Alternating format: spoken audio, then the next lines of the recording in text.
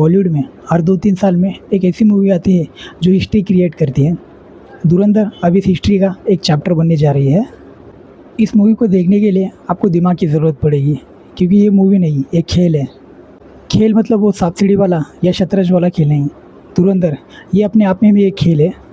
इस खेल में वो सारी चीज़ें हैं जो इंसान को एक तो ताकतवर बनाती है या कमज़ोर बनाती है। अगर कमज़ोर बन गए तो समझ लो हार पक्की, और अगर ताकतवर बन गए तो जीत अपनी ही होगी। मैं आप लोगों को पहले ही बता दूं, इस मूवी को देखने से पहले इस मूवी का पहला पार्ट देखना अनिवार्य है। अगर आप पहला पार्ट देखे बगैर दूसरा पार्ट देखते हो तो समझ लिए आपके पैसे पानी में डूब गए। एक वक्त पहले जिसने लैरी पे अपना कब्ज़ा जमाया था अब वो नहीं रहा, और उसे मारने वाला हथियार का नाम है अरशद पप्पू। लेकिन आप लोग तो जानते हो मूवी के नाम में ही रेवेंज है, तो सीधी सीधी बात है, बदला लेना तो बनता है। पर बदला लेना इतना आसान नहीं होगा, क्योंकि इस बार चोर के साथ पुलिस मिली हुई है। इसलिए बदला लेने के लिए अब पॉलिटिक्स सपोर्ट लेना होगा। चलिए एक काम करते हैं, थोड़ी देर के लिए सबको बाजू में रख के बात करते हैं हीरो हीरोइन की। इस बार हीरोइन के हाथ में बंदूक है, और हीरोइन सिर्फ अपने आदाओं से नहीं बल्कि अपनी बंदूक से भी मारेगी, और इसका निशाना और कोई नहीं, खुद उसका हीरो ही है। पर हीरो ठहरा कहानी का मेन कैरेक्टर, इसलिए वो इतनी आसानी से तो मरेगा नहीं।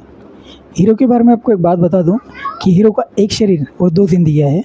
जैसे हर मूवी के कोई ना कोई हेटर्स होते हैं, वैसे इस मूवी के भी हेटर्स हैं जिन्हें पहला पार्ट ज़्यादा पसंद नहीं आया था। बट अभी वही लोग इस मूवी का दूसरा पार्ट देखने के लिए लाइन में खड़े हैं। और कुछ लोग तो ऐसे भी हैं जिन्हें लगता है कि ये मूवी पहले पार्ट जैसा कमाल नहीं कर पाएगी। अरे भाई साहब, एक बार आप मूवी देखिए तो सही, तब आपको पता चलेगा इस मूवी में क्या बात है। पार्ट 2 को बनाने में ज़्यादा दिमाग लगाया गया है, क्योंकि इस पार्ट में बताया गया है कि कौन किसके साथ कैसे गद्दारी करता है और क्यों गद्दारी करता है। मूवी का पार्ट 2 बड़ी जल्दी रिलीज़ कर दिया गया है, जबकि पार्ट 1 के किरदार अभी भी दिमाग में जैसे कि वैसे है।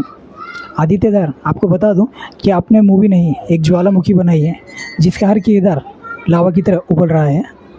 अब मैं आपको एक नाम बताता हूँ, आतिक अहमद। मैं सिर्फ आपको नाम बताऊँगा, बाकी जानकारी आप खुद निकाल लेना, क्योंकि आतिक अहमद इस कहानी का एक मेन हिस्सा है, जिसके बिना ये कहानी अधूरी है। कुछ साल पहले एक मूवी रिलीज़ होती है जिसका नाम है एनिमल, आप लोगों ने देखी होगी। उस मूवी को देखने के बाद जितना मज़ा आया था ना, उससे डबल मज़ा इस मूवी को देख के आएगा। मूवी के जो किरदार हैं उन्हें इतनी अच्छी तरीके से इस्तेमाल किया है कि हर सीन में पता चलता है कि पहला किरदार दूसरे किरदार से कैसे कनेक्टेड है। कुछ ऑडियंस ऐसी भी हैं जिन्हें पार्ट 1 पसंद नहीं आई थी, तो मैं उन लोगों को बता दूं कि स्मार्ट सिनेमा सबको पसंद भी नहीं आता और समझ भी नहीं आता। भले ही पहले पार्ट से कम एक्शन इस मूवी में दिखाया गया हो, बट जितना एक्शन इस मूवी में दिखाया गया उतना भी ठीक है। हर 20 मिनट के बाद 25 मिनट के बाद एक्शन सीक्वेंस देखने मिलते हैं।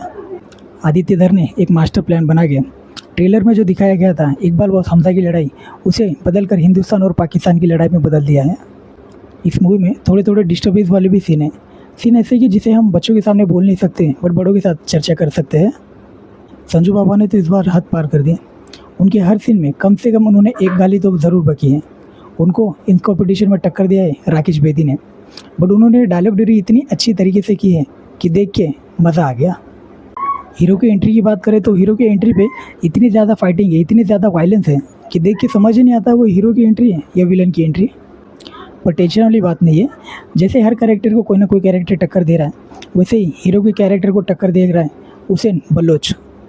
कहा जाता है कि सेंसर बोर्ड ने अपनी कैची इस मूवी पर चलाई है, बट कुछ सीन ऐसे भी हैं जो इस कैची से बच गए, जैसे कि ये वाला सीन आप लोग देख लीजिए। हुसैन बलोच कटे हुए सिर को इतनी बेरहमी से मारता है जैसे हम कॉकरोच को मारते हैं।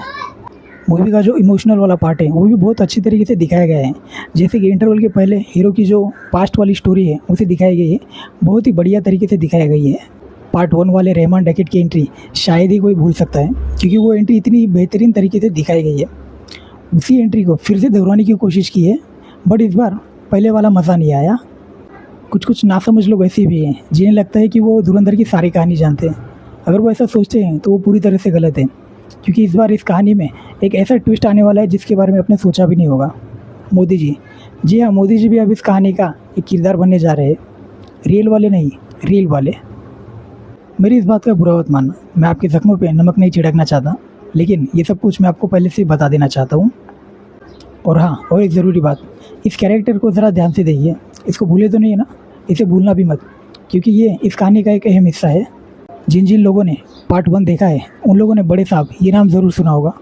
तो क्या आप लोगों को पता है कि बड़े साहब कौन है? नहीं पता ना? तो मैं आप लोगों को बता दूं कि इस बार इस मूवी से बड़े साहब का जो किरदार है उसे पर्दा हटा दिया गया है। मतलब इस मूवी में बताया गया है कि बड़े साहब कौन है। बॉलीवुड में जो अंडरवर्ल्ड पे मूवी बनती है, मैं आप लोगों को बता दूं कि वो मूवी में ना कहीं कुछ कमी नज़र आती है, पर ये मूवी उन सब का बाप है। अरे बाप से याद आया कि इस बार हीरो हीरोइन के साथ उनके बेटे को भी बताया गया है। हीरोइन का जो कैरेक्टर है वो बहुत देर के बाद नज़र आता है, पर देर से ही सही लेकिन नज़र आता है, क्योंकि वो तो हीरोइन है इस मूवी का एक अहम हिस्सा। रणवीर सिंह कितने अच्छे कलाकार हैं वो इस मूवी में देखने मिलता है। मैंने आपको पहले भी बताया कि एक शरीर और दो जिंदगियाँ जी रहे हैं, बट वो दो जिंदगियों में कितने सारे किरदार निभा रहे हैं मैं आपको बताता हूँ। आप गिनिए, हिंदुस्तानी, पाकिस्तानी, सोल्जर, गैंगस्टर और बेटा भी, कितने हुए? अरे ये कलाकार है या जादूगर, आप ही बताइए। इस मूवी में और भी ऐसे कैरेक्टर्स हैं जिनके बारे में जितना बोले उतना कम है। आदित्य धर का जो प्रेजेंटेशन है, जिस तरीके से उन्होंने इस मूवी को बनाया है, वो काबिल तारीफ़ है। बात करें विलन की, तो अर्जुन ने इस मूवी में किसी तरह की कोई कसर नहीं छोड़ी है। उन्होंने अपने कैरेक्टर को इतनी अच्छी तरीके से पकड़ रखा है कि हर सीन में उन्होंने जान डाल दी है। डायरेक्टर ने इस बार संजय दत्त का बहुत ज़्यादा इस्तेमाल किया है। इस बार पता है कि कैसे पुलिस वाला एक शिकारी बनता है, पर जब वो पुलिस वाला शिकारी बनता है तो वो जो नज़ारा होता है वो देखने लायक होता है। हम लोग आर माधवन को कैसे भूल सकते हैं, क्योंकि आर माधवन ने पीछे से ही सही लेकिन इस मूवी की डोर संभाली है। हौसला, ईंधन, बदला, इन सब का मतलब क्या है ये इन्होंने बताया है, और ये बताकर हीरो के कैरेक्टर को और भी ज़्यादा ताकतवर बना दिया है। इस मूवी में कुछ सीन ऐसे भी है जिनके बारे में आपको इस वीडियो में बता नहीं सकता। अगर बता दूंगा तो शायद से मेरा यूट्यूब चैनल बैन भी हो सकता है, इसलिए मैं आपको बताऊंगा नहीं, आप खुद उस मूवी में देख लीजिएगा। मूवी इतनी बेहतरीन तरीके से बनी है कि इसकी जितनी तारीफ़ की जाए उतनी कम है। खासकर इस मूवी का लास्ट सीन आपको इतना इमोशनली कर देगा ना कि आप सोच भी नहीं सकोगे। मूवी का लास्ट सीन देखिए तो आपको ऐसा लगेगा जैसे आदित्य धर ने मूवी नहीं एक अलग ही दुनिया बना दी हो। मूवी इतनी अच्छी बनी है, इतनी बेहतरीन तरीके से बनी है कि आप देख लेना, कम से कम 2 महीना तो ये मूवी थिएटर घर से जाएगी नहीं। मूवी की अगर स्टार्स की बात करें तो इस मूवी को मैं दूंगा 5 में से 4.5 स्टार्स। बाकी मूवी देखने के बाद आपकी क्या राय है ये कमेंट सेक्शन में ज़रूर बताएं, और इसके साथ ये भी बताएं कि आपको ये वीडियो कैसा लगा। मिलते हैं अगले वीडियो में।